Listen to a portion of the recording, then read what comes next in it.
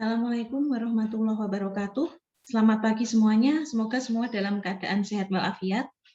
Pagi ini ketemu dengan saya di mata kuliah Teknik Lingkungan. Minggu kemarin kita membahas tentang polimer jenis plastik ya, di mana ternyata pembakaran plastik itu menimbulkan senyawa yang sangat berbahaya dan karsinogenik. Apa itu karsinogenik? Penyebab kanker, namanya dioksin. Nah, dioksin ini di Indonesia ternyata di desa Tropodo itu kadar dioksinnya nomor 2 tertinggi di dunia setelah Vietnam. Kalau Vietnam dulu tertinggi nomor 1 itu karena ada senjata biologis dari Amerika ketika perang Vietnam disebarkan di situ, namanya Agen Orange. Sampai sekarang Bin Hoa, kota di mana menyebar Agen Orange itu, senjata biologis Agen Orange itu sampai sekarang tidak bisa ditinggali karena memang masih menyisakan dioksin. Nah, yang di Indonesia itu nomor 2 di Torpodo. Kenapa? Nah, jadi itu karena para pengrajin tahu menggunakan limbah plastik B3 itu sebagai bahan bakar untuk mengolah tahu atau kedelainya, seperti itu. Tapi kemarin kabar terbaru mulai tahun karena ada penelitian itu, terus kemudian banyak penduduk yang menderita ISPA, infeksi saluran pernafasan akut, mulai akhir 2020 pelan-pelan sudah mulai menggunakan atau mengganti si plastik tersebut dengan kayu bakar untuk proses produksi tahunya. Oke, kalau hari ini kita akan membahas tentang atmosfer dan pencemaran udara. Sebelumnya saya share screen terlebih dahulu. Oke.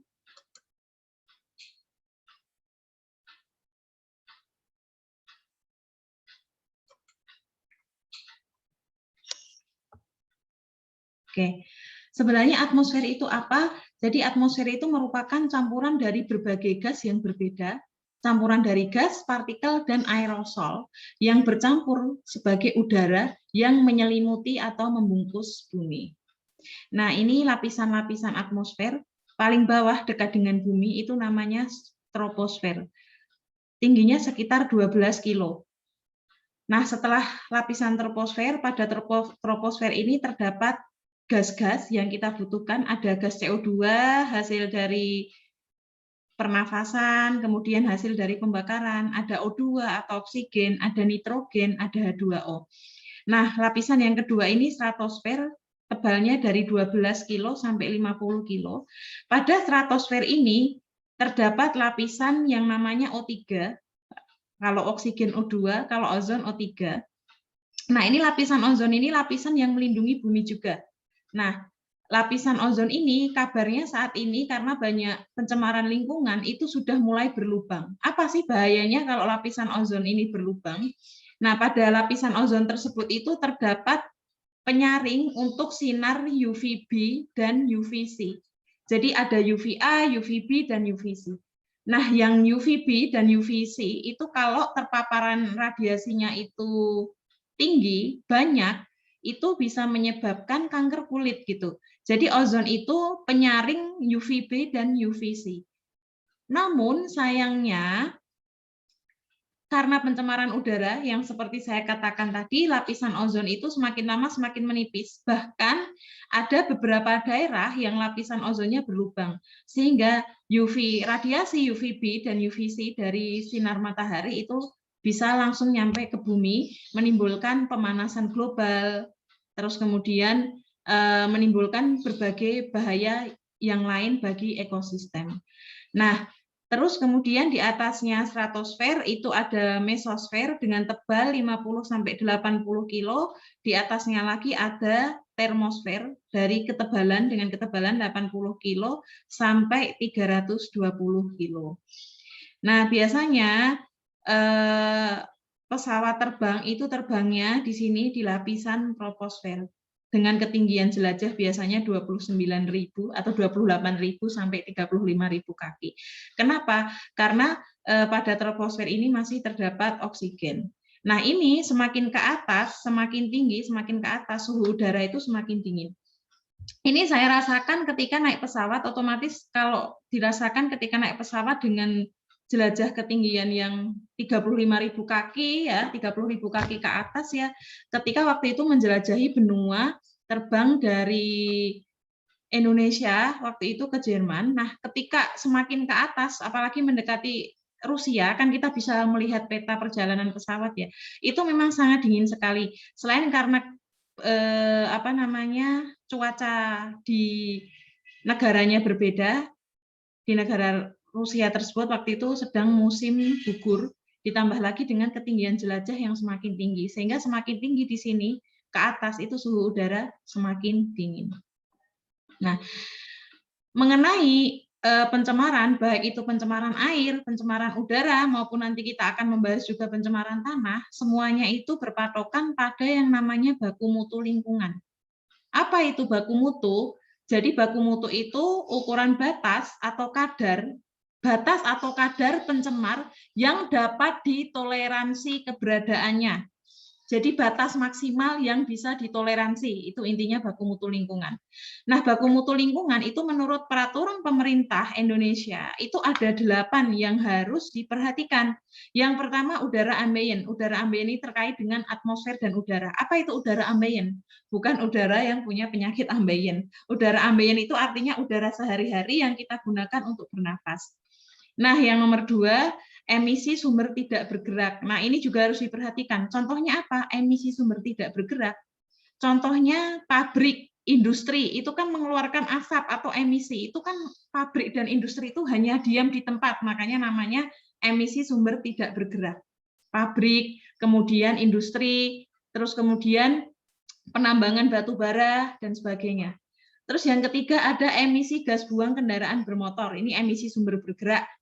Emisi gas buang kendaraan bermotor, kemudian ternyata tingkat kebisingan ini diukur dalam desibel. Jadi tingkat kalau bisingnya itu terlalu tinggi, misalkan ada proyek tambang di mana itu mengeruk tanah tak-tok itu tinggi banget, itu kebisingan yang tinggi itu bisa dikategorikan dalam pencemaran, yaitu pencemaran suara. Kemudian tingkat getaran. Misalkan bikin tambang atau mengeruk bawah bumi, getarannya tinggi, itu kan mengganggu lingkungan. Jadi ada ukurannya juga. Ada tingkat kebauan juga gitu. Anda bisa bayangkan Anda berada di lingkungan yang pencemaran airnya itu tinggi banget sehingga bau, smell atau baunya itu mengganggu kehidupan. Nah, itu juga perlu baku mutu lingkungan. Terus ada air permukaan. Air permukaan itu air sungai, air danau, kemudian air untuk wisata yang sering kontak dengan kita sehari-hari itu air permukaan. Terus ada lagi baku mutu limbah cair. Jadi ada 8 baku mutu menurut aturan Undang-Undang Lingkungan Hidup di negara kita. Nah, khusus untuk atmosfer itu pencemarnya itu ada 3. Yang pertama partikulat mater. Partikulat mater itu apa? Debu, bahasa mudahnya debu. Ini ada PM2,5. Apa itu PM2,5, Bu? Partikulat mater atau debu yang berukuran 2,5 mikron. Mikron itu 10 pangkat min 6, jadi 2,5 kali 10 pangkat min 6. Dan ada juga debu yang berukuran 10 mikron. Nah, ini yang dijadikan standar ukuran 2,5 mikron dan 10 mikron. Terus kemudian ada polutan berupa gas dari bahan anorganik. Yang ketiga ada polutan juga dari gas dari bahan organik. Apa contohnya? Nah, nanti akan kita jelaskan. Nah, yang pertama dari bahan anorganik ya. Bahan anorganik ini kebanyakan partikel-partikel atmosfer itu berasal dari proses pembakaran. Contohnya yang pertama oksida logam. Ini contohnya pada pembakaran pirit. Apa itu pirit? Biji besi, bukan prit, tapi pirit. Pirit itu biji besi. Nah, misalkan reaksinya seperti ini, ferrum sulfida atau besi sulfida. Ingat, reaksi pembakaran itu selalu membutuhkan oksigen. Besi oksida yang dibakar menghasilkan Fe3O4 atau pirit dan SO2, belerang oksida. Nah, ini dua-duanya pirit dan sulfur oksida atau belerang oksida ini sangat berbahaya ketika masuk ke pernafasan. SO2. Kalau masuk ke udara, dia menimbulkan hujan asam. Hujan asam itu apa, Bu? Sudah saya jelaskan dulu di pertemuan awal. Hujan yang pH-nya di bawah 5,5. Itu mengakibatkan kalau kena logam, kemudian tembok dan sebagainya, bikin korosif, merusak tembok, merusak bahan bangunan, merusak logam. Nah, ini bisa diakibatkan atau disebabkan karena ada kadar SO2 yang tinggi di udara. Terus pencemar selanjutnya yaitu kalsium oksida, CaO, berasal dari abu pembakaran batu bara. Ini CaCO3, abu batu bara dipanaskan menjadi CaO. Terus kemudian SO2 juga, belerang sulfida dari proses pembakaran yang lain menjadi H2SO4. Ini partikel-partikel anorganik. Jadi ada SO2, kemudian ada CO2, ada CaO, dan sebagainya. Itu merupakan polutan atau pencemar. Nah, kemudian yang dari senyawa organik, ini zat pencemarnya berasal dari polimer hidrokarbon, pembakaran polimer hidrokarbon. Contohnya apa? Seperti yang saya katakan tadi, plastik paling gampang. Ada plastik, ada bahan bakar, kayak oli, bensin, dan sebagainya. Pelumas, oli, bensin, terus kemudian aftur pada pesawat, dan sebagainya, itu merupakan pencemar dari bahan organik. Nah, ini contohnya alkana, asam alkonoat, benzaldehid, ada yang menghasilkan asam benzoat, ada yang namanya yang paling berbahaya di antara ini adalah adanya PAH, polisiklik aromatik hidrokarbon, artinya rantai hidrokarbon di sini yang banyak cincinnya, terus kemudian contohnya dioksin. Oke, kita lihat dengan lebih jelas di sini ya. Ini contoh PAH tadi, poliaromatik atau polisiklik aromatik hidrokarbon, artinya hidrokarbon aromatik. Itu bahasa kimia. Apa itu aromatik nih? Bahasa awamnya, aromatik itu senyawa yang melingkar, rantainya melingkar, tidak pernah putus, tidak bisa putus. Kalau rantai lurus kayak gini itu, dia mudah diputus. Nah, kalau senyawa PAH itu banyak rantai aromatik, ini namanya cincin aromatik. Bentuknya itu segi 6 seperti ini, segi 6, segi 6. Nah, itu bahayanya apa? Karena dia melingkar bentuk segi 6 itu dengan suhu yang tinggi, dibakar pun dia tidak bisa terurai, susah gitu. Nah, ini bisa karena dia susah diuraikan oleh lingkungan, maka dia bisa metabolisme masuk ke dalam tubuh, membentuk zat karsinogenik atau penyebab kanker. Makanya tidak heran kalau zaman dulu dengan zaman sekarang, usia rata-rata memang umur takdir Allah. Tetapi usia hidup orang-orang zaman dulu dengan zaman sekarang itu lebih pendek orang zaman sekarang karena banyak penyakit, faktornya banyak.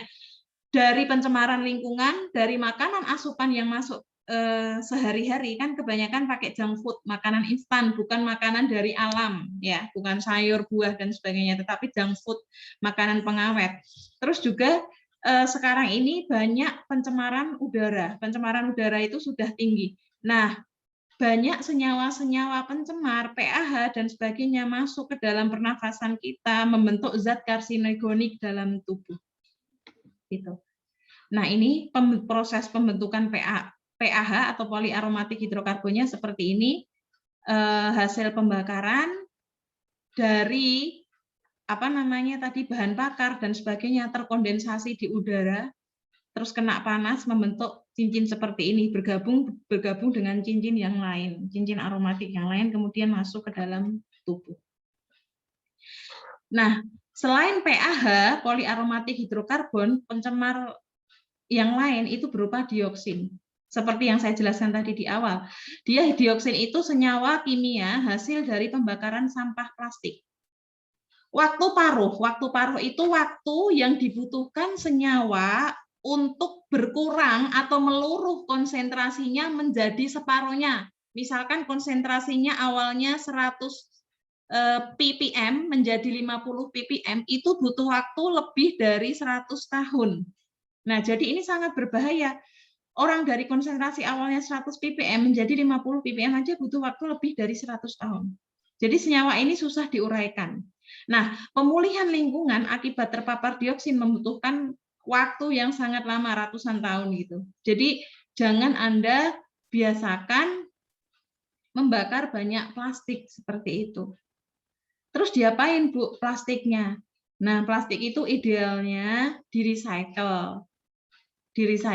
Terus yang kedua nanti, yang kemarin sudah dibahas, plastik itu nanti dipirolisis, jadi dibakar tanpa menggunakan oksigen, itu bisa membentuk fraksi untuk bahan bakar yang baru gitu. Nah, ini dioksin ini merupakan senyawa karsinogenik atau penyebab kanker. Nah, terus lanjutan yang tadi dari polutan anorganik tadi ada karbon, kita bahas satu-satu, ada karbon dioksida atau CO, sumbernya pembakaran mesin baik kendaraan motor maupun industri. Nah, tapi karbon monoksida ini mikroorganisme tanah itu mampu menguraikan CO dari karbon monoksida dari atmosfer. Alhamdulillahnya mikroorganisme tanah itu mampu menghilangkan CO dari atmosfer. Untungnya seperti itu. Nah, yang kedua ini tadi sulfur dioksida atau SO2. Ini siklus hujan asam yang saya katakan tadi ya. Ketika ada SO2 di permukaan maupun di laut, kemudian terjadi penguapan membentuk awan, ini awannya bereaksi seperti ini, terus kemudian terjadilah hujan. Hujan asam. Hujan asam mengganggu ekosistem karena apa? pH air sungai yang dimakan hewan dan tumbuhan itu berubah. Kalau pH-nya berubah itu mengganggu metabolisme.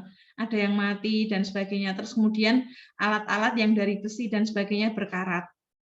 Seperti itu. Jadi sangat berbahaya. Terus yang ketiga, nitrogen oksida atau NO2. Di dalam atmosfer nitrogen oksida yang aktif ada dalam 3 bentuk, NO. O itu O-nya 1, makanya namanya mono, nitrogen monooksida NO. NO2, O-nya 2. 2 itu bahasanya Latinnya di, nitrogen dioksida. Ini nitrogen monooksida, ini nitrogen dioksida, HNO3 namanya asam nitrat. Nah, asam nitrat ini terbentuk dari NO dan NO2 dari pencemaran di atmosfer. Ini juga bisa membentuk hujan asam. Jadi penyebab hujan asam itu ada 2, yaitu HNO3 dan ada lagi juga H2CO3 dan bisa juga dari H2SO4 dari sulfur oksida tadi. Gitu. Nah, ini seperti ini bahaya nitrogen oksida di atmosfer, seperti karbon dioksida. Jadi karbon dioksida tadi untungnya dia berbahaya. Kenapa? Daya ikat karbon monoksida atau CO ke dalam darah, ya, daya ikat CO, daya ikat Hb terhadap CO itu lebih tinggi, 20 kali lebih tinggi daripada Hb atau darah dalam mengikat oksigen. Jadi kalau di udara itu kebanyakan CO, yang terserap di paru-paru kita lebih banyakannya bukan oksigen, tapi CO-nya. Itulah bahayanya. Makanya kenapa ada kasus ketika tidur di dalam mobil, mobilnya nyala, semua jendela ditutup, misalkan AC-nya mati, itu bisa meninggal. Kenapa? Karena darahnya Hb atau hemoglobin, zat sel darah merah atau zat Hb dalam darah itu mengikatnya itu CO, karbon dioksida, bukan oksigen. Kenapa Bu kok mengikat CO bukan oksigen? Pembakaran mesin bahan bakar itu menimbulkan CO dan CO2. Nah, CO itu masuk ke dalam mobil tadi, kemudian dihirup. Nah, darah itu lebih mudah mengikat CO 20 kali lipat dibandingkan mengikat oksigen. Nah, sehingga kadar CO dalam paru-paru manusia ketika tidur, mesin mobilnya nyala, AC-nya nggak dinyalain, AC-nya mati, mesin mobil nyala, semua jendela tertutup. Nah, itu bisa menyebabkan orang meninggal karena darahnya mengikat CO. Nah, nitrogen oksida ini juga sama seperti CO, NO itu menyerang hemoglobin atau sel darah merah dan mengurangi transportasi oksigen dalam darah. Nah, ini bahayanya bagi tubuh. Kalau bahayanya bagi lingkungan, ini menyebabkan hujan asam, seperti yang saya jelaskan. Nah, selain SO2, NO2, CO, CO2, itu sebagian senyawa organik di atmosfer, itu juga, ini yang menguntungkan ya, senyawa organik yang di atmosfer yang menguntungkan, itu juga diemisikan oleh tanaman terpena, yang sering dimanfaatkan untuk membuat minyak atsiri. Nah, jadi kalau tanaman-tanaman tertentu kayak terpentin, terus kemudian minyak mint dan sebagainya itu juga menghasilkan senyawa, namanya ada alpha-pinen, beta-pinen, limonen, linalol, isopren dan sebagainya. Jadi kalau senyawa-senyawa ini menguntungkan. Makanya ini tuh dihasilkan oleh tumbuhan. Nah, jadi kenapa sih ada program? Kenapa ada program memperbanyak pohon, penanaman 1 juta pohon? Nah, kenapa seperti itu? Karena pohon itu mengalami proses yang namanya fotosintesis. Proses fotosintesis itu proses pemasakan senyawa, metabolisme tumbuhan, di mana pada proses fotosintesis itu menghasilkan oksigen. Jadi biar oksigen di dalam udara itu jumlahnya banyak, oksigennya jumlahnya banyak. Yang kedua, tanaman itu ketika fotosintesis itu membutuhkan CO2. Jadi membutuhkan CO2, CO2 dari pencemar itu diserap oleh tanaman, kemudian dibuat untuk fotosintesis dan menghasilkan oksigen, sehingga oksigennya jumlahnya melimpah. Itulah pentingnya menanam pohon, karena mengurangi pencemaran dan memperkaya kadar oksigen di udara, seperti itu. Nah, hidrokarbon itu senyawa bahan bakar ya, gampangannya, mendominasi sebagai polutan organik di atmosfer. Nah, sebagian besar senyawa hidrokarbon ini berasal dari produk petroleum. Produk petroleum itu produk-produk bahan bakar. Ada gasolin, oli, terus pertalite dan sebagainya. Gitu. Nah, ini hidrokarbon ini sebagai reaksi samping atau reaksi samping hasil pembakaran. Nah, sumber-sumbernya itu yang aktif sebanyak 15% ini berasal dari pembakaran kendaraan bermotor ya, bahan bakar itu. Terus kemudian yang lain berasal dari pembakaran sumber yang tidak bergerak. Nah, contoh produk-produk hidrokarbon lain di atmosfer selain dari bahan bakar tadi ya, itu ada aromatik hidrokarbon, ada aldehid, keton, alkohol, ether, dan sebagainya. Oke, ternyata sudah selesai. Di sini semoga penjelasan saya mudah dipahami dan mudah dimengerti. Kalau ada yang ditanyakan, silahkan langsung ke grup WA ya. Demikian dari saya, mohon maaf atas segala kekurangan. Wassalamualaikum warahmatullahi wabarakatuh.